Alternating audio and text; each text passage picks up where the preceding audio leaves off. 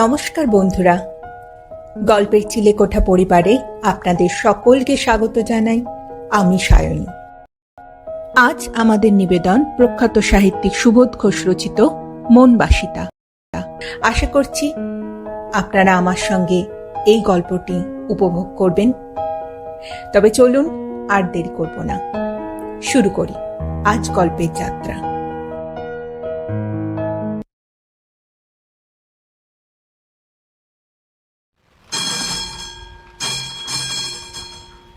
হারিয়ে গিয়েছে প্রতিভা সেনের সেই ছোট্ট হাত ব্যাগ। রোজই অফিসে যাবার সময় আর অফিস থেকে ফেরবার সময় যে হাত ব্যাগ প্রতিভা সেনের হাতে ঝুলত কিংবা কোলের ওপর পড়ে থাকত, রঙিন চামড়ার সেই ছোট্ট হালকা হাত ব্যাগ, তার ওপর এমবস করা ছোট্ট একটা সাদা তাজমহল। এই তো মাত্র 3 মাস আগে লখনৌয়ে বেড়াতে গিয়ে উত্তরপ্রদেশ কুটির শিল্প প্রদর্শনীর একটা স্টল থেকে ব্যাগটাকে কিনেছিল প্রতিভা। ছুটির পর অফিস থেকে বের হয়ে ডালহৌসি বালিগঞ্জ ট্রামে ভিড় ঠেলে ওঠবার পরেও ব্যাগটা হাতেই ছিল। মনে পড়ে প্রতিভার, ট্রামটা মোড় ফিরে রাসবিহারী অ্যাভিনিউয়ের ভেতর দিয়ে যখন চলতে শুরু করলো, তখনও এই ব্যাগটা প্রতিভার কোলের ওপরই ছিল। নতুন আংটিটা আঙুলে বড় বেশি ঢিলে হয়েছে, তাই আঙুল থেকে প্রায় পড়ো হয়েছিল একবার। আংটিটাকে আঙুল থেকে খুলে নিয়ে ব্যাগের ভিতর কখন ভরেছিল প্রতিভা, তাও স্পষ্ট মনে পড়ে। ট্রামটা তখন ত্রিকোণ পার্ক পার হয়ে ছুটে চলেছে। তারপর আর কিছু মনে নেই। গড়িয়াহাটার মোড়ে নামবার সময় ব্যাগটা হাতে ছিল বলে তো মনে পড়ছে না। মনে হয় ভুল করে ট্রামের সিটের ওপরেই ব্যাগটাকে রেখে ট্রাম থেকে নেমে পড়েছে প্রতিভা। উদ্বিগ্ন হয়ে ট্রাম ডিপোতে একবার ফোনও করেছিল সে, কিন্তু জানা গেল কোনো হারানো লেডিজ ব্যাগ ডিপোতে জমা হয়নি। তবে তো আর কোনো সন্দেহই নেই যে কেউ একজন ব্যাগটাকে পেয়েছে আর নিয়ে চলে গিয়েছে। ব্যাগের ভিতর নতুন আংটিটা আছে। সৎ মানুষের হাতে পড়লে আংটি শুদ্ধ ব্যাগটাকে পাওয়া যাবে, আর কোনো অসতের হাতে পড়লে সবই যাবে। আংটিটা ফেরত আসবে না, আর ব্যাগটাও না। আংটিটা ছাড়া ওই ব্যাগের মধ্যে আর যেসব বস্তু আছে, এই পৃথিবীর 2টি মানুষ ছাড়া আর কারো কাছে সেই সব বস্তুর কোনো দাম নেই। 2টো চিঠি আর একটা ফটো। প্রতিভার নামে অফিসের ঠিকানায় জয়ন্ত রায়ের যে চিঠিটা কাল এসেছে সেই চিঠি, জয়ন্তর কাছে প্রতিভার লেখা যে চিঠিটা আজই সে পোস্ট করবে বলে ভেবে রেখেছিল সেই চিঠি, আর প্রতিভা সেনের নিজের একটি হাফ পোস্টকার্ড সাইজের ফটো। কিন্তু সত্যি ব্যাগটা কোনো সৎ লোকের হাতে পড়েছে এমন সৌভাগ্যও যে আশা করতে পারা যাচ্ছে না। যদি তাই হতো, তবে কি এই 3 দিনের মধ্যেও কোনো ভদ্রলোক এসে ব্যাগটা ফেরত দিয়ে যেতেন না? অন্তত চিঠি দিয়ে তো জানাতেন যে অমুক ঠিকানায় লোক পাঠিয়ে আপনার ব্যাগ নিয়ে যাবার ব্যবস্থা করুন। যার ব্যাগ এবং যে অফিসে সে কাজ করে, তার পরিচয় তো ব্যাগের ভিতরে একটা চিঠির ঠিকানা দেখলেই বুঝে ফেলা যায়। যারই হাতে পড়ুক ব্যাগটা, সে কিন্তু প্রতিভা সেনের জীবনের সবচেয়ে বেশি মায়াময় ও গোপন করা একটা ঘটনার পরিচয় জেনে ফেলল। আশ্চর্য নয়, প্রতিভা সেনেরই পরিচিত কোনো মানুষ কিংবা কোনো আত্মীয় মানুষের হাতে গিয়ে ব্যাগটা পড়েছে। কি বিশ্রী লজ্জার ব্যাপার হয়ে গেল। হাওড়া শিবপুরে থাকে এবং অনেক টাকা হাতে নিয়ে ফিল্ম ইন্ডাস্ট্রিতে নেমেছে যে জয়ন্ত রায়, তার সঙ্গে ডালহৌসি স্কোয়ারের মুর অ্যান্ড মরিসনের হেড অফিসের প্রতিভা সেনের অল্পদিনের চেনাশোনা ও মেলামেশার ইতিহাস ভালোবাসার আবেগে মধুর হয়ে উঠেছে। এই ঘটনা যদি কোনো পরিচিত বা আত্মীয় মানুষ জানতে পারেন, তবে বিয়ের পরে জেনে ফেললে অবশ্য কিছু যায় আসে না, কিন্তু বিয়ের আগে জেনে ফেললে লজ্জারই ব্যাপার হয়ে যায়। যদি বিয়ে শেষ পর্যন্ত না হয়, তবে তো ঘটনাটা প্রতিভার জীবনের একটা বিদ্রূপের, একটা গ্লানির গল্প হয়ে আত্মীয়দের আর পরিচিতদের মুখে মুখে ঘুরবে। শুধু লজ্জা নয়, ভয়ও পায় প্রতিভা। এই ডোভার লেনে কাকার যে বাড়িতে থাকে সে বাড়িতে মুখচোরা মেয়ে বলে প্রতিভার যে একটু দুর্নাম গোছে সুনামও আছে। কাকিমা বিয়ের কথা বললেই প্রতিভা শুধু একটা লাজুক হাসি হেসে মুখ ফিরিয়ে নেয়। সত্যি বিয়ে করতে চায় কিনা মেয়েটা কাকিমা স্পষ্ট করে কিছু বুঝতেও পারেন না। কাউকে বিয়ে করবে বলে মনে মনে কোনো অনুরাগের কাণ্ড করে বসে আছে কিনা তাও বোঝা যায় না। সেই মেয়ে যদি হঠাৎ এভাবে ধরা পড়ে যায়, যদি কোনো লোক বাড়িতে এসে কাকিমার হাতে হারানো ব্যাগটাকে দিয়ে যায়, তবে বাড়ির লোকের বিস্ময় দেখে প্রতিভাকে বিব্রত হতে হবে বই কি। কেউ কেউ হয়তো বিরক্ত হয়ে একটা মন্তব্যও করে বসবেন, ভালো করে না বুঝে হঠাৎ কোথাকার কার সঙ্গে সব কাণ্ড করে বসলো প্রতিভা। অফিস কামাই করে 3 দিন ধরে এক অদ্ভুত প্রতীক্ষার আকুলতা নিয়ে বাড়িতেই বসে থাকে প্রতিভা সেন। যদি কেউ ব্যাগটা ফেরত দিতে আসে, কিন্তু বৃথা হয় সে প্রতীক্ষা, কেউ আসে না। আর বুঝতে কিছু বাকিও থাকে না, কোনো চেনা মানুষের হাতে নয়, কোনো অপরিচিত সৎ মানুষের হাতেও নয়, নিতান্ত একটা অসৎ লোভী মানুষের হাতে পড়েছে ব্যাগটা। এবং সেই অসৎ লোকটা এতক্ষণে প্রতিভা সেনের জীবনের প্রথম অনুরাগের অদৃষ্ট লিপি, সেই 2 চিঠিকে কুটি কুটি করে ছিঁড়ে আবর্জনার মতো পথের ধুলোর ওপর ফেলে দিয়েছে নিশ্চয়। আর আংটিটাকে বাজারে বেচে দিয়ে টাকা গুনছে আর হাসছে হয়তো। ব্যাগ ফিরে পাওয়ার আশা ছেড়ে দিতে হয় প্রতিভাকে। ধরা পড়ে যাবার যে ভয় করেছিল সে ভয় যখন আর নেই, তখন তার ক্ষতি বা কিসের? আংটিটা গেল, 110 টাকার ক্ষতি মাত্র, এই যা। কিন্তু জয়ন্ত রায় আর প্রতিভা সেনের জীবন যে ভালোবাসার বন্ধন চিরকালের মতো স্বীকার করে নেবার জন্য তৈরি হয়েছে, সে ভালোবাসা তো ওই 2টি চিঠি মাত্র নয়। সে ভালোবাসা যে প্রতিভা সেনের ভাবনায় নীরব কলরবের মতো বাজছে। সে ভালোবাসা যে জয়ন্ত রায়ের জাগা চোখেও স্বপ্ন ধরিয়ে দিয়ে জয়ন্ত রায়কেও আশ্চর্য করে দিয়েছে। সেই কথাই তো ওই চিঠিতে লিখেছিল জয়ন্ত রায়। আর দেরি করতে চায় না জয়ন্তর ইচ্ছা এই মাসেই যে কোনো দিনে একটা বিয়ে হয়ে যাক তাদের। এই ইচ্ছার কথাটুকু লিখতে গিয়ে জয়ন্তর কলম যেন একটা অভিমানের বিদ্রোহ ঢেলে দিয়েছে। লিখেছে, এখনো যদি তোমার মনে কোনো সন্দেহ থেকে থাকে প্রতিভা, আমাকে বিয়ে করলে তুমি সুখী হতে পারবে না, তবে স্পষ্ট করে সে কথা জানিয়ে দিও। কি অদ্ভুত সন্দেহ, উল্টো সন্দেহ।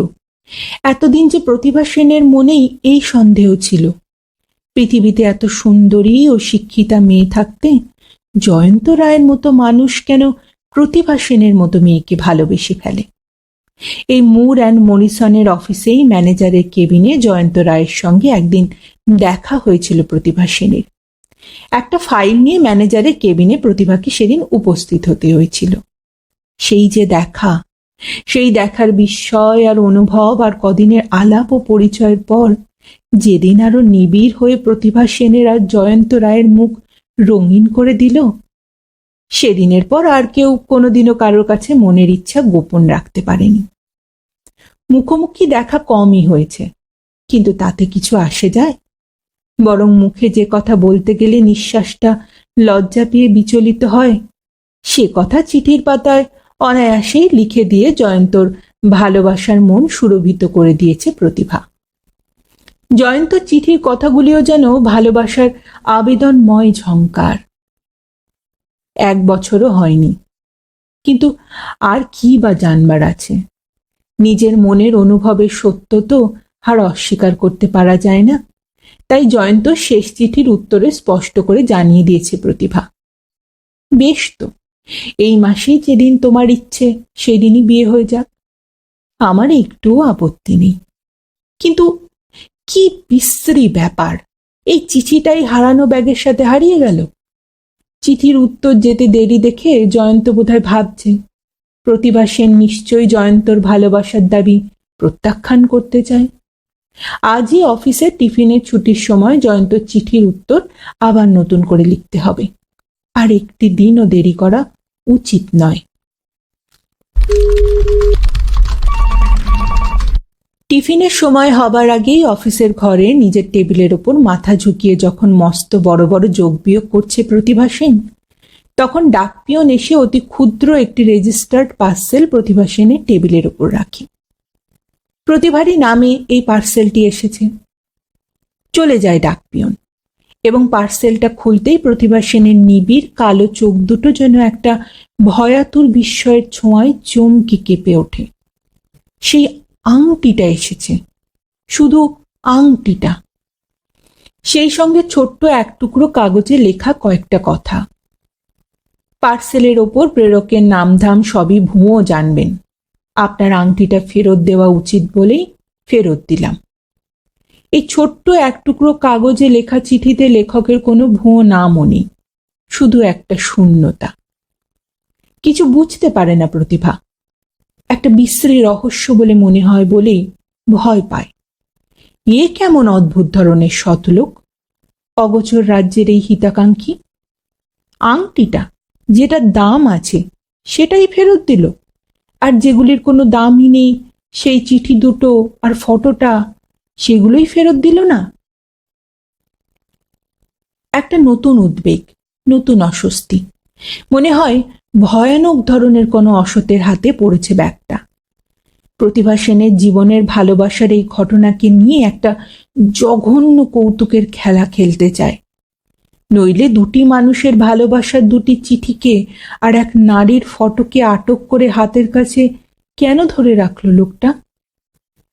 বিশ্রী একটা হিংসুক ছায়া চোখের ওপর যেন কামড় দেবার জন্য বারবার কাছে ছুটে আসছে। মুখ কালো করে বুকের ভেতরে আর্ত নিঃশ্বাসের দুরু দুরু শিহরণটা চাপতে চেষ্টা করে প্রতিভা, এবং এই আতঙ্কের মধ্যেই আবার হঠাৎ শান্ত হয়ে গম্ভীর মুখে ভাবে, অন্তত এইটুকু বোঝা গেল, 110 টাকা দামের এই আংটিটা শোনার জন্য লোকটার মনে কোনো লোভ নেই। অসৎ লোক নাও হতে পারে। ভাবতে গিয়ে বোধহয় প্রতিভা সেনের মনের যুক্তি বুদ্ধির ছন্দ এলোমেলো হয়ে যায়। চুপ করে বসে এই রহস্যের ব্যাপারটা কল্পনা করতে চেষ্টা করে প্রতিভা। সত্যি কোনো হিতাকাঙ্ক্ষী নয় তো? টিফিনের সময় পার হয়ে যায়। জয়ন্ত চিঠির উত্তরে নতুন করে চিঠি লেখা আর হয় না। কি আশ্চর্য! এই রহস্যটা এসে প্রতিভা সেনের ভালোবাসার জীবনের চরম ইচ্ছার ঘোষণাকে যেন বোবা করে রেখে দিল। কালও প্রতিভা চিঠি না পেয়ে জয়ন্ত রায় একটু বেশি আশ্চর্য হয়ে সন্দেহ করবে নিশ্চয়। প্রতিভা সেনের ভালোবাসার মুখরতা হঠাৎ মুখ বন্ধ করলো কেন? যাগ্গে, 2-4 দিন দেরি করে চিঠি দিলেও চলবে। শেষ পর্যন্ত সবই জানবে জয়ন্ত, আর বুঝবেও কেন শেষ চিঠির উত্তর পেতে একটু দেরি হয়ে গেল। 3টে দিন পার হয়ে গিয়েছে এবং মনেও আছে প্রতিভার জয়ন্ত রায়ের চিঠির উত্তর দিতে একটু বেশিই দেরি হয়ে যাচ্ছে। কিন্তু অফিসের ঠিকানায় আবার একটা চিঠি এসে পৌঁছালো। সেই অগোচর রাজ্যের এক অদ্ভুত হিতাকাঙ্ক্ষীর বেনামি চিঠি, বেশ বড় করে লেখা, লেফাফা বন্ধ একটা চিঠি। চিঠি পড়ে প্রতিভা। সঙ্গে সঙ্গে প্রতিভা সেনের নিবিড় কালো চোখের তারা থেকে যেন একটা দুঃসহ জ্বালা সাদা ছাই উঠতে শুরু করে। এই জ্বালা নিজের মনের ওপর একটা তপ্ত ধিক্কারের জ্বালা, আর এই ধিক্কার যেন নিজেরই মনের একটা অন্ধতার ওপর ধিক্কার। এ কি ভয়ানক বিদ্রুপের গান গাইছে হিতাকাঙ্ক্ষীর চিঠিটা। জয়ন্ত রায়ের কাছে লেখা আপনার চিঠিটা আমি নিজেই ডাকে দিতে গিয়ে শেষ পর্যন্ত দিইনি। কেমন যেন মনে হলো, সন্দেহ হলো আপনি ভুল করছেন না তো, তাই খোঁজ নিলাম জয়ন্ত রায় কে এবং কেমন মানুষ। খোঁজ নিয়েই বড় ভয় পেয়েছি, তাই বাধ্য হয়ে আপনাকে জানাচ্ছি। জয়ন্ত রায়কে বিয়ে করা আপনার উচিত নয়। জয়ন্ত রায় মোটেই সচ্ছল অবস্থার মানুষ নয়। অনেক টাকা নিয়ে ফিল্ম ইন্ডাস্ট্রিতে নেমেছে জয়ন্ত রায়, এ কথাও নিছক মিথ্যা কথা। জয়ন্ত রায় রেস খেলা ছাড়া আর কোনো কাজই করেন না। জয়ন্ত রায় এর আগে 3 বার বিয়ে করেছেন এবং পত্নী ত্যাগ করেছেন। জয়ন্ত রায়ের নামে অনেক পাওনাদারের মামলা চলছে। শিবপুরে যে বাড়িতে থাকে জয়ন্ত সে বাড়ি জয়ন্তর বাড়ি নয়, এবং ভদ্রলোকের থাকবার বাড়িও সেটা নয়।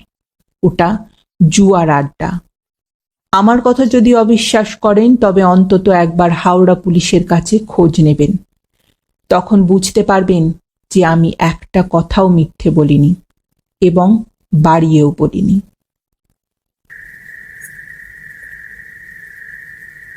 বাড়ি ফিরে গিয়ে কেঁদে পড়ে কাকিমার কাছে প্রতিভা, এবং পরের দিনই হাওড়া পুলিশের কাছ থেকে খোঁজ নিয়ে এসে কাকা বলেন, খুব খুব বাঁচা বেঁচে গিয়েছে আমাদের প্রতিভা।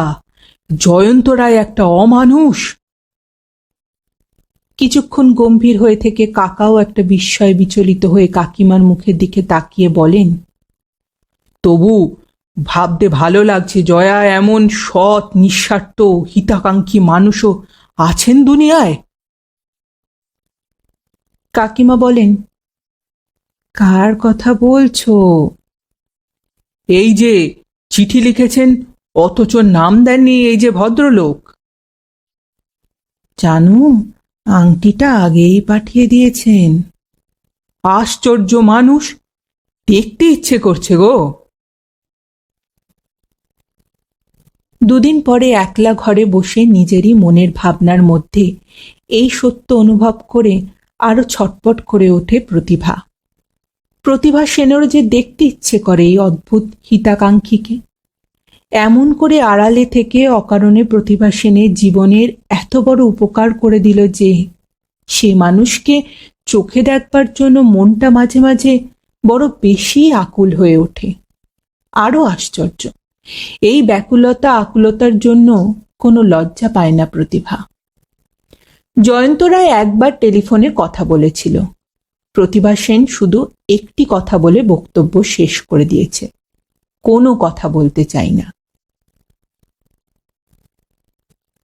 অফিসে বসে কাজ করতে করতেই আনমনা হয়ে যায় আজকাল প্রতিভা। টেলিফোনে কি সেই মানুষটির গলার স্বর সে কোনোদিনও শুনতে পাবে না? কাছে এসে দেখা দিতে যদি বাধা থাকে থাকুক, নাই বা আসলেন, কিন্তু টেলিফোনে কথা বলতে কি বাধা থাকতে পারে? একবার শুধু বললেই তো হয়, আমি আপনার উপকার করেছি। সেই মুহূর্তে প্রতিভাও তার মনের সমস্ত ব্যাকুলতা গলার স্বরে ঢেলে দিয়ে বলে দিতে পারে, আপনাকে সহস্র ধন্যবাদ। কিন্তু কে জানে প্রতিভা সেনের কাছ থেকে একটা ধন্যবাদ নেবারও লোভ আছে কিনা ভদ্রলোকের মনে, কিংবা হয়তো প্রতিভা সেনের মতো মেয়েকে ঘৃণাই করেন সেই ভদ্রলোক। ভালোবাসতে গিয়ে সত্য মিথ্যার বোধ হারিয়ে ফেলে ভালো মন্দ ঠাহর করতে পারে না যে মেয়ে, তাকে ঘৃণা করে আর ভয় না করে পারবেনই বা কেন?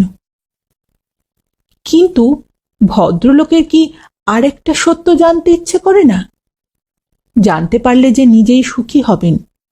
তারই চিঠির পুণ্যে প্রতিভা সেনের জীবন একটা মরণ থেকে বেঁচে গিয়েছে, জয়ন্ত রায়কে বিয়ে করার দুর্ভাগ্য থেকে রক্ষা পেয়েছে। ভদ্রলোকের চিঠির অনুরোধ জয়ী হয়েছে, প্রতিভা সেনের অন্ধতা ঘুচে গিয়েছে। জানতে পেরেছেন নিশ্চয়। যিনি এত খোঁজ নিতে জানেন তিনি কি আর এটুকু খোঁজ না করে আছেন? কিন্তু কই, এই সামান্য কথাটাও তো লিখলেন না যে দেখে সুখী হলাম জয়ন্ত রায় নামে দুর্ভাগ্যটা আপনার জীবনের ক্ষতি করতে পারল না। জানতে কি একটু ইচ্ছে হয় না ভদ্রলোকের প্রতিভা সেন আবার কোনো ভুল করল কিনা? সে মানুষের মনে এই ইচ্ছা দেখা দেবে না তা হতে পারে না। মনে হয় আড়াল থেকেই খোঁজ নিচ্ছেন, কিন্তু খোঁজ নিতে হলে যে প্রতিভা সেনকে দেখারও দরকার হয়ে পড়ে। সত্যি কি এই অদ্ভুত ভদ্রলোক আড়াল থেকে প্রতিভাকে দেখছেন? প্রতিভার মনে এটা একটা সন্দেহ, কিন্তু সন্দেহটা যেন প্রতিভার মুখের ওপর আলো ছড়িয়ে দিয়ে হাসতে থাকে। না, সন্দেহ কেন হবে? বিশ্বাস করতেই ইচ্ছে যে করে। প্রতিভার আসা যাওয়ার ওপর, প্রতিভার মুখের ওপর, সব ভাবনাময় শিহরগুলির ওপর নিয়ত চোখ রেখে আনাগোনা করেন একজন ভদ্রলোক। প্রতিভার জীবনকে ভুলের ভয় থেকে আগলে রাখবার জন্য একটা মায়াময় শাসন, একটা সতর্ক উপকার প্রতিভার মুখের দিকে তাকিয়ে থাকে। বেশ একটু দূরে দূরে থাকে বোধহয়, বা হয়তো মাঝে মাঝে খুব কাছাকাছি এসে প্রতিভার চোখের ওপর দিয়েই চলে যায়। তার ছায়া এসে প্রতিভার গায়ের ওপর পড়ে হয়তো, বা তার নিঃশ্বাসের বাতাস প্রতিভার গায়ে লাগে হয়তো। কিন্তু তাকে চিনতে পারে না প্রতিভা, চেনবার উপায়ও যে নেই। কিন্তু কোনোদিনই কি চিনে ফেলতে পারা যাবে না? যেমন অফিসের শত কাজের ব্যস্ততার মধ্যে, তেমনি বাড়িতে ঘরের নিভৃতে চুপ করে থাকা অলস অবস্থতার মধ্যে ভাবনাগুলি যেন প্রতিভা সেনের মনের ভিতরে ছটফট করতে থাকে। দূর ছাই, নিজের ওপরেই রাগ করে প্রতিভা। এটাও যে একটা নতুন আপদ হয়ে উঠল। ভাবতে ভাবতে শেষে হিস্টিরিয়ায় না ধরে বসে। আবোল তাবোল চিন্তার গ্রাস থেকে রেহাই পেতে চায় প্রতিভা, কিন্তু বুঝতেই পারে না কি চেষ্টা আর কেমন চেষ্টা করলে রেহাই পাওয়া যেতে পারে। নিজের ওপর আরও রাগ হয় যখন বুঝতে পারে যে মনটাই ভাবনাগুলোকে ছাড়তে চায় না। হিস্টেরিয়ার আর বাকি কি?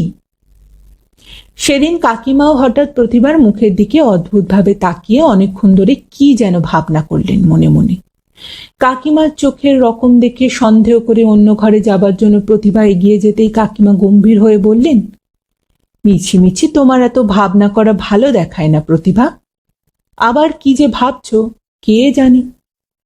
না, ঠিক ভাবনা নয়, গুমড়ে রয়েছে প্রতিভা সেনের মন। হিতাকাঙ্ক্ষী তুচ্ছতা যেন প্রতিভার সুন্দর মুখটাকে অপমান করছে। প্রতিভার সুন্দর মুখেরও যে যথেষ্ট অহংকার আছে। ঘরের ভিতর ঢুকে আর মিছিমিছি একটা বই হাতের কাছে টেনে নিয়ে অলস ও উদাস হয়ে বসে থাকে প্রতিভা। সত্যিই তো, একেবারে মিছিমিছি। কাকিমার অভিযোগ একটু মিথ্যে নয়। সেই হিতাকাঙ্ক্ষীর বোধহয় শুধু আত্মাটাই আছে, অবয়ব নেই। তাকে দেখতে পাওয়া যাবে, তাকে চিনে ফেলবে আর ধরে ফেলবে প্রতিভা, এই আশা নিতান্ত অবাস্তব আশা। রাগ হয় সেই ভদ্রলোকেরই ওপর। ভদ্র মহোদয় তার উদারতার গর্বে নিজেকে একেবারে অদৃশ্য করে রেখেছেন বলেই না প্রতিভা সেনের ভাবনাকে বৃথা ভাবনা বলে মনে করেন কাকিমা। আর প্রতিভার আশা প্রতিভার নিজেরই কাছে তো অবাস্তব বলে মনে হচ্ছে। অফিসে যাবার সময় হতে এখনো অনেক বাকি আছে, তবু মিছিমিছি ব্যস্ত হয়ে তোয়ালে হাতে নিয়ে ঘরের বাইরে গিয়ে বারান্দার মিররের কাছে একবার দাঁড়ায় প্রতিভা। চমকে ওঠে, তারপর একেবারে সুস্থির হয়ে দাঁড়িয়ে শুনতে থাকে সে। ঘরের ভিতরে কাকার সঙ্গে কথা বলছেন কাকিমা। প্রতিভা যে যার কথা ভেবে এত উতলা হচ্ছে, সে দেখা দিতে আসবে বলে তো আমার মনে হচ্ছে না গো। কার কথা ভাবছে প্রতিভা? আরে ওই যে সেই তার কথা, যাকে চেনে না প্রতিভা, হারানো আংটিটা পাঠিয়েছেন যে। আহা, কিন্তু তারও তো একবার এসে দেখা করা উচিত ছিল বলো। এরকম একটা রহস্য হয়ে থাকার দরকার ছিল। বোধহয় আমাদের প্রতিভাকে পছন্দই করে না। কি অদ্ভুত কথা বলছো! যাকে কোনোদিন চোখেই দেখলো না তাকে পছন্দ বা অপছন্দ করবে কেমন করে? হ্যাঁ, আমার মনে হয় কি জানো, প্রতিভাকে একবার না একবার দেখেছে ভদ্রলোক। প্রতিভাকে দেখলে পছন্দ করবে না, এটাও যে বিশ্বাস হয় না। দেখে থাকলে পছন্দ হয়েছে গো, পছন্দ হয়েও বোধহয় আসতে পারছে না। সেটা হলো লজ্জা, আর নয়তো ভয়। আবার চমকে ওঠে প্রতিভা। ভয়ের চমক নয়, একটা উল্লাসময় আশার চমক। মিররের দিকে তাকিয়েও আশ্চর্য হয় প্রতিভা। মুখের চেহারা যেসব লজ্জার মাথা খেয়ে এক মুহূর্তেই বদলে গিয়ে হাসছে, যেন প্রতিভার হৃৎপিণ্ডটাই হাসছে, আর মনটাও একটা উতলা খুশির নিঃশ্বাসের সঙ্গে লুটোপুটি করছে। কোনো সন্দেহ নেই, হিতাকাঙ্ক্ষী মশাই প্রতিভা সেনের মুখটাকে আড়াল থেকে দেখে মুগ্ধ হন এবং সরে যান। ঘরের ভিতরে ঢুকে আরো কতক্ষণ চুপ করে বসে থাকে প্রতিভা সেন, এবং এই নতুন কল্পনার ছবিটা মনের ভিতরে হেসে হেসে মাতামাতি করতে থাকে। অদৃশ্য হিতাকাঙ্ক্ষীরও মনের একটা গোপন কীর্তিকে যেন এতদিন এসে ধরে ফেলতে পেরেছে। আর চিনতে বাকি কি, 110 টাকা দামের আংটিটা ফেরত দিতে পারে যে, কিন্তু ফটোটা ফেরত দিতে পারে না। ইস, কি নির্লোভ মন! কিন্তু সে কি এই লজ্জার ভয়ের জন্য চিরকাল নিজেকে প্রতিভার কাছে অচেনা আর অধরা করে রাখবে? প্রতিভা সেনের জীবনটাকে ভাবিয়ে ভাবিয়ে চিরটাকাল শাস্তি দেবে? এই মানুষটার মনেও কি হিস্টেরিয়া আছে? প্রতিভার ফটোটা চিরকাল বুকের কাছে লুকিয়ে রাখবে আর চোখের কাছে তুলে দেখবে, অথচ প্রতিভার জীবন্ত চোখের কাছে এসে দাঁড়িয়ে একটা কথাও বলবে না। অদ্ভুত লজ্জা আর অদ্ভুত ভয়। টেবিলের ওপর হাত পেতে আর সেই হাতের ওপর মাথা পেতে দিয়ে চোখ বন্ধ করে আরো কিছুক্ষণ বসে থাকবার পর যখন ঘড়ির দিকে তাকায় প্রতিভা, তখন বুঝতে পারে ঘড়িটাকে স্পষ্ট দেখা যাচ্ছে না, কারণ চোখ দুটো ভিজে গিয়েছে। শাস্তির পালা শুরু হয়ে গিয়েছে। ভদ্রলোকের বোকা ভয় আর বোকা লজ্জার জন্যই এই শাস্তি। কিন্তু তাকে কি কোনোদিনও চিনে ফেলতে পারে না প্রতিভা? কেন পারে না? আবার মাথা ঝুঁকিয়ে হাতের উপর মুখ গুজে দিয়ে কি যেন একটা প্রতিজ্ঞার জ্বালায় ছটফট করতে থাকে প্রতিভা। তাকে চিনতে হবেই, না চেনা দিয়ে যাবেন কোথায়? প্রতিভা সেনের চোখও চারিদিকে সব ছায়া, সব মুখ, সব দৃষ্টি আর সব নিঃশ্বাসের শব্দের উপর পাহারা রাখবে। দেখা যাক তাকে চিনতে পারা যায় কিনা। অফিসে যাবার আগে আজ যেমন সাজে নিজেকে সাজায় প্রতিভা, মনে পড়ে না তেমন সাজে সুষমার বিয়ের নিমন্ত্রণে যাবার দিনেও নিজেকে সাজিয়েছিল কিনা। মিররের দিকে তাকিয়েও মনে মনে স্বীকার করে সে, প্রতিভার এই মুখের ছবিটা এর চেয়ে বেশি সুন্দর হয়ে কোনোদিনও ফুটে ওঠেনি। ভাগ্যের লীলা কলার রকম দেখেও মনে মনে একটা দুঃখের হাসিও হেসে ফেলে প্রতিভা। ভাগ্যটা যেন প্রতিভাকে ঘাড়ে ধরে এক অদ্ভুত হয়রানির অভিসারে পৃথিবীর পথের ওপর ছেড়ে দিচ্ছে। ছোট্ট সাদা তাজমহল আঁকা সেই রঙিন চামড়ার ব্যাগ, যে ব্যাগটা প্রতিভা সেনের জীবনে এই অদ্ভুত ঘটনাটা ঘটিয়েছে, সেই ব্যাগটি তো আর নেই। প্লাস্টিকের নতুন একটি লেডিস ব্যাগ কিনেছে প্রতিভা। সেই ব্যাগ হাতে নিয়ে অফিস যাবার সময় রোজই যেমন, আজও তেমনি বাইরের বারান্দায় বেতের চেয়ারটার ওপর কিছুক্ষণ বসে থাকে সে। হঠাৎ শিউরে ওঠে। প্রতিভা সেনের মুখ আর নিবিড় কালো চোখ দেখতে পায় একটি মোটর গাড়ি মন্থর চালে চলতে চলতে রাস্তার ওপাশের গাছটার কাছে এ বাড়ির ওপরে ঠিক ওদিকে এসেই থেমে গিয়েছে। গাড়ির ড্রাইভ করছেন যে ভদ্রলোক, সে ভদ্রলোক গাড়ির ভেতরে চুপ করে বসে তার চশমা পরা দুই চোখ একেবারে অপলক করে প্রতিভার দিকে তাকিয়ে আছেন। চোখের সামনে মিরর নেই, তাই বুঝতে পারে না প্রতিভা কি নিবিড় কৌতূহলের ভারে অলস হয়ে টলমল করছে প্রতিভার চোখ। মুখ ফিরিয়ে অন্যদিকে তাকাতে পারে না সে। প্রতিভাও ভদ্রলোকের দিকে তাকিয়ে থাকে। অচেনা লোক ভদ্রলোকের দিকে এইভাবে তাকিয়ে থাকাটা যে চোখ দুটোকে বেহায়া করে দেয়, এই সামান্য কাণ্ডজ্ঞান এই মুহূর্তে প্রতিভা সেনের চেতনা থেকেই যেন ঝরে পড়ে গিয়েছে। মোটর গাড়িটা আবার মন্থর চালে চলতে চলতে তারপর যেন ঊর্ধ্বশ্বাসে ছুটে উধাও হয়ে যায়। ঘরের ভিতরে ছুটে গিয়ে মিররের সামনে দাঁড়িয়ে রুমাল দিয়ে কপালের ঘাম স্পঞ্জ করে প্রতিভা। ধূর্ত হাসির শিহর চাপতে গিয়ে বারবার ছটপট করে ওঠে। পাউডারের পাক চটপট দুবার ঘাড়ে আর গলায় বুলিয়েই বের হয়ে যায়। সেদিনের পর মাত্র আর 2টি দিন পার হয়েছে। ট্রামের ভিড়ের মধ্যেই দেখতে পায় প্রতিভা দাঁড়িয়ে আছেন সেই ভদ্রলোক, আর দু চোখ অপলক করে প্রতিভার মুখের দিকে তাকিয়ে আছেন। যদিও ভদ্রলোকের সাজটা সেদিনের সাজের মতো নয়। সেদিন ভদ্রলোকের গলায় ছিল একটা নীল রঙের টাই, আজ আদ্যির পাঞ্জাবি, গলাটা খোলা। কিন্তু মুখটা যাবে কোথায়? সেই সুস্ত্রী ঝকঝকে মুখ, আর সেই দু চোখ অপলক করে তাকাবার অভ্যাস।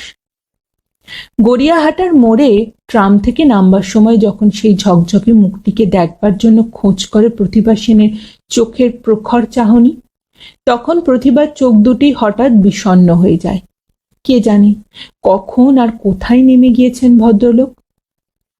প্রতিভা সেনের চোখের এই বিষণ্ণতায় আবার মাত্র 2টি দিন পার করে যেতেই প্রসন্নতা পেয়ে যায়।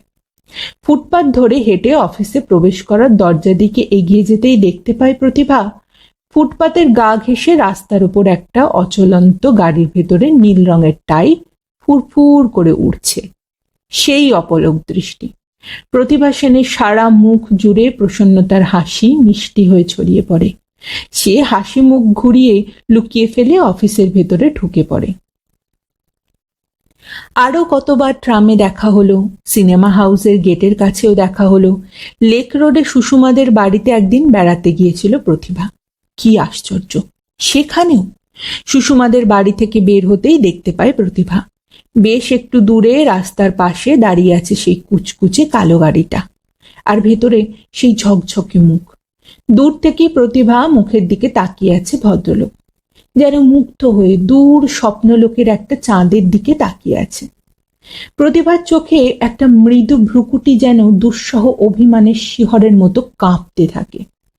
প্রতিভা সেনের ফটো লুকিয়ে রাখতে কোনো ভয় নেই, লজ্জা নেই, যত ভয় কাছে এসে একটা কথা বলতে। ভদ্রলোকের ইচ্ছা প্রতিভা আগে কথা বলুক। প্রতিভা আর কত বেহায়া হবে বলে আশা করছে এই অদ্ভুত হিতাকাঙ্ক্ষী। ছি! কিন্তু এরকম একটা অকারণ লুকোচুরি খেলাও যে অসহ্য হয়ে ওঠে। তবু এই অসহ্য অবস্থাকে অসহায়ের মতো আরো অনেকবার সহ্য করে প্রতিভা, সহ্য করতে বাধ্য হয়। ট্রামে আরো কতবার কাছাকাছি দেখা হয়েছে, সেই গাড়ি আরো কতবার ডোভাল লেনের সেই বাড়ির ছায়া পার হতে গিয়েই মন্থর হয়েছে, থেমেছে আর চলে গিয়েছে। কথা বলবে বলে প্রতিভা নিজেই চেষ্টা করেছে, কিন্তু পারেনি। ঘরের নিবৃতে বসে চুপ করে ভাবতে গিয়ে প্রতিভার চোখের পাতা ভিজে যায়। কাকিমাও দেখে ফেলেন এবং দুঃখিত হয়ে ধমক দেন, তোমার কি হলো প্রতিভা?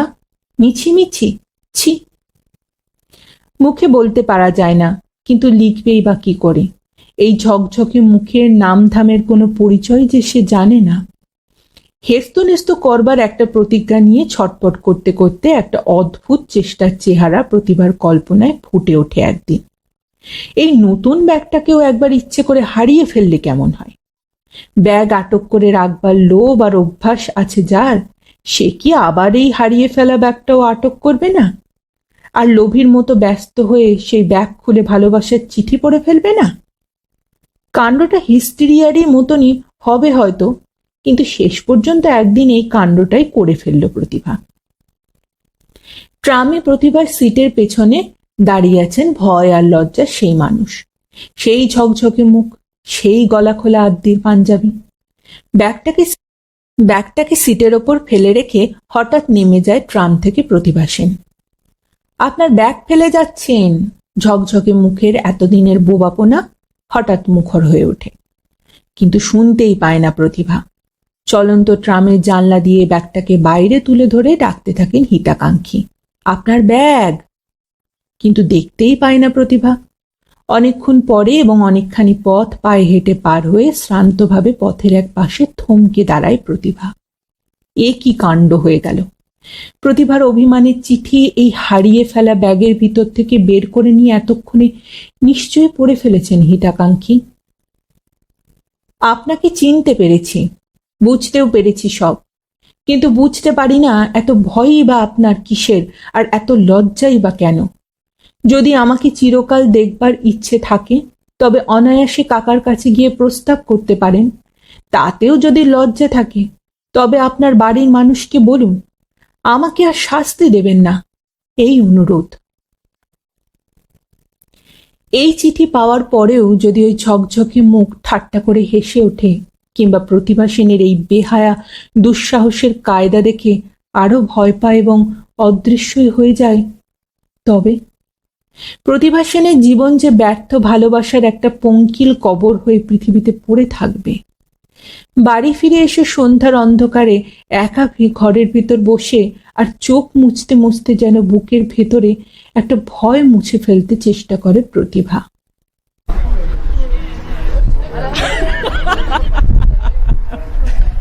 ডোভারলেনের বাড়িতে একটা ছোটখাটো ব্যস্ততার উৎসব।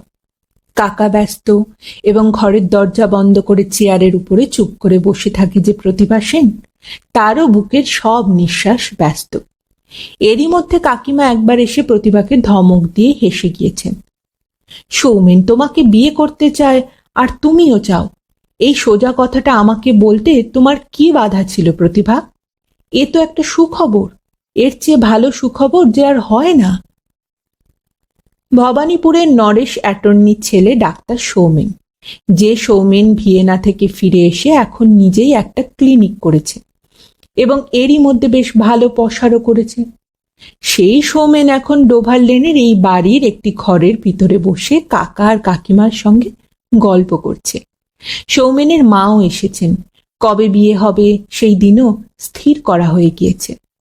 ভয় ছিল প্রতিভার একবার ওই ভীতু আর লাজুক হিতাকাঙ্ক্ষী নিশ্চয়ই প্রতিভার সঙ্গে একটা না একটা কথা বলতে আসবে, হয়তো এই ঘরের ভিতরেই এসে দাঁড়াবে। কাকিমাকে যেরকম খুশি দেখা গেল তাতে সন্দেহ করতে হয় কাকিমা নিজেই সৌমেনকে এই ঘরের দিকে নিয়ে এসে আর ফেলে রেখে চলে যাবেন। ভয় হয় প্রতিভার। ভীতু লোকের একবার ভয় ভাঙালে বড় বেশি দুঃসাহসী হয়ে ওঠে। যাকে হোক না একটু দুঃসাহসী, তাতেই বা ভয় কিসের? প্রতিভাকে ডাকতে এলেন কাকিমা। সৌমেন ডাকছে। কোথায়? আরে বাইরের বারান্দায়, তুমি সৌমেনের চা নিয়ে যাও প্রতিভা। চা নিয়ে যায় প্রতিভা, আর প্রতিভার এতদিনের অভিমানও যেন সৌমেনের একটি আহ্বানে মুছে যায়। সৌমেনই আগে কথা বলে, এসো। সৌমেনের মুখের দিকে তাকাতে গিয়ে নিজেরই মুখের হাসির লজ্জায় আর নিবিড় কালো চোখের ভীরু মুগ্ধতায় বিব্রত হয় প্রতিভা। আস্তে আস্তে বলে, আজ আর বেশিক্ষণ বসতে বলো না, বড় অস্বস্তি হচ্ছে। সৌমেন হাসে, তাহলে এসো, তবে হ্যাঁ, একটি কথা অন্তত শুনে যাও। প্রতিভা বলে, বলো। সৌমেন বলে, আমি সত্যি যেন এতদিন পাগল হয়ে গিয়ে তোমায় মনে মনে ভালোবেসেছি গো, কিন্তু বিশ্বাস করতেই পারিনি যে তুমিও। প্রতিভা বলে, আমি আমি তো তোমার আগেও, তোমাকে দেখবারও আগে। আচ্ছা আচ্ছা, আমি এবার যাই। ডোভারলেনের বাড়ির এই ব্যস্ততার উৎসব শেষ হয়ে যেতে আর বেশি দেরি হয়নি। যাবার আগে সৌমেনের মা প্রতিভার হাত ধরে বলে গেলেন, এবার চাকরি ছাড়তে হবে প্রতিভা। দুপুর হয়। বই পড়তে বসে প্রতিভা সেনের চোখ ঠিক যখন একটা ঘুম ঘুম আবেশে মজে আসতে থাকে, তখন কাকিমা নিজে এসে একটা চিঠি প্রতিভার হাতের কাছে রেখে দিয়ে চলে যান। একটা খামের চিঠি। ডাকে এসেছে চিঠিটা। কার চিঠি? প্রতিভার চোখের ঘুম ঘুম আবেশ যেন একটা কাঁটার খোঁচা খেয়ে ছিঁড়ে যায়। হাতের লেখাটা যে চেনা মনে হয়। হিতাকাঙ্ক্ষীর চিঠি। দেখে খুশি হলাম, নিশ্চিন্ত হয়েছি। এবার আপনি ভুল করেননি। আমি এবারও খোঁজ নিয়েছি। ডাক্তার সৌমেন মিত্র অতি সজ্জন, অতি চমৎকার চরিত্রের মানুষ। সৌমেন ডাক্তারের সঙ্গে আপনার বিয়ে হলে খুবই ভালো হয়। সৌমেন ডাক্তার যদি রাজি থাকেন তবে আপনিও রাজি হবেন, এই অনুরোধ করি। চিঠিটাকে আঁকড়ে ধরে একটা ভয়ানক আর্তনাদ বুকের ভিতরেই চেপে রেখে একেবারে স্তব্ধ হয়ে বসে থাকে প্রতিভা। কি ভয়ানক এই রক্ত মাংসহীন অদৃশ্য অশরীরী হিতাকাঙ্ক্ষী! আড়াল থেকে প্রতিভা সেনের অভিসারের পথ বিপথের ওপর চোখ রাখছে, প্রতিভা সেনের নির্ভুল ভালোবাসার উপর মঙ্গলবাড়ি বর্ষণ করছে। প্রতিভা সেন যে মনে মনে এই হিতাকাঙ্ক্ষীরই বুকের ওপর লুটিয়ে পড়েছিল, কিন্তু হিতাকাঙ্ক্ষী যেন প্রতিভাকে আদর করে তুলে দিল সৌমেনের বুকের ওপর। কিন্তু না, আবার পাগল হয়ে যাওয়া সম্ভব নয়। হিতাকাঙ্ক্ষীরই অনুরোধ মাথা পেতে বরণ করে নেওয়া ছাড়া উপায় নেই। সৌমেনও মিথ্যে হয়ে যেতে পারে না। আড়াল থেকেই দেখে সুখী হোক হিতাকাঙ্ক্ষী। মাত্র 5টি দিনের অদেখার পালা শেষ হয়ে যাবার পর সৌমেনের সঙ্গে প্রতিভার আবার যেদিন দেখা হয় সেই দিনটি হলো বিয়ের দিন। সময়টা সন্ধ্যা। আবার এই বিয়ে বাড়িতে একটা ব্যস্ততার উৎসব জেগে ওঠে। হাতে হাত রাখা শুভ পরিণয়ের অনুষ্ঠানও সমাপ্ত হয়। বিয়ে রেজিস্ট্রার চলে যান। তারপরেও ঘরের ভিতরে সৌমেনের সঙ্গে নানা আত্মীয় স্বজনের আলাপের কলরব বাড়তে থাকে। আর প্রতিভা বোধ হয় এই সন্ধ্যার নতুন মনটাকে নিয়ে একটু একলা হবার জন্য বাইরের বারান্দায় এসে দাঁড়ায়। বারান্দার ওপর সেই বেতের চেয়ারে বসে রাস্তার ওপাশের গাছের ছায়াটার দিকে চোখ পড়তে মনে পড়ে যায় প্রতিভার। ওই সেই গাছের ছায়া যার দিকে তাকাতে গিয়ে সৌমেনের ঝকঝকে মুখ প্রথম চোখে পড়েছিল। একটি লোক গেটের দিক থেকে এগিয়ে এসে বারান্দার ওপরে ওঠে। রোগা রোগা চেহারা, অথচ বেশ সুশ্রী একজন ভদ্রলোক। বয়সও বেশি হবে না, সৌমেনের চেয়ে কিছু কমই বলে মনে হয়। ভদ্রলোকের সাজটা বেশ পরিচ্ছন্ন। কাকারি কাছে কোনো মামলার কাছে এসেছেন বোধহয়। চেয়ার থেকে উঠে ঘরের ভিতরে চলে যাবার জন্য প্রতিভা এগিয়ে যেতেই যুবক ভদ্রলোক বলে, আমি আপনার কাছেই এসেছি। চমকে ওঠে প্রতিভা। আমার কাছে? খবরের কাগজ দিয়ে জড়ানো একটা বস্তু প্রতিভার হাতের দিকে এগিয়ে দিয়ে ভদ্রলোক কুণ্ঠিতভাবে হাসেন। বলেন, এই নিন আপনার ব্যাগ। প্রতিভার চোখ থরথর করে কেঁপে ওঠে। চেঁচিয়ে ওঠে প্রতিভা, আপনি? হ্যাঁ, এইবার ব্যাগটা ফেরত দেওয়া উচিত বলে মনে হলো, তাই দিয়ে গেলাম। প্রতিভার গলার স্বর হঠাৎ মৃদু হয়ে যায়। এতদিনের মধ্যে কেন ফিরিয়ে দিয়ে যাননি? কি অসুবিধা ছিল? এলেন না কেন? আসলেই তো পারতেন। আশা উচিত হতো না। কেন? আমি সামান্য মুহুরির চাকরি করি যে। মাথা হেট করে প্রতিভা। প্রতিভার মুখের ওপর যেন একটা বোবা কান্নার নির্মম জ্বালা লালচে হয়ে ফুটে ওঠে। জোরে একটা নিঃশ্বাস ছেড়ে আস্তে আস্তে বিড়বিড় করে প্রতিভা, আসেননি, ভালোই করেছেন। ব্যাগটা খোলে প্রতিভা। হ্যাঁ, আছে। সেই ভয়ানক ভুলের চিঠি দুটো আছে। ফরফর করে চিঠি দুটো ছিঁড়ে দিয়ে ব্যাগের ভিতরে আবার কি যেন খোঁজে প্রতিভা। ফটোটা কই? মুহুরী মানুষের চোখ দুটো হঠাৎ শঙ্কিত হয়ে ওঠে। ও হ্যাঁ, ভুল হয়েছে, মাফ করবেন। ফটোটা কালই ফেরত পাবেন, ডাকে পাঠিয়ে দেব। ফেরত দিতে চান আপনি? না। ভেজা চোখ মুছতে মুছতে ছটপট করে বলে ওঠে প্রতিভা, তাহলে ফটোটা আপনার কাছে থাক।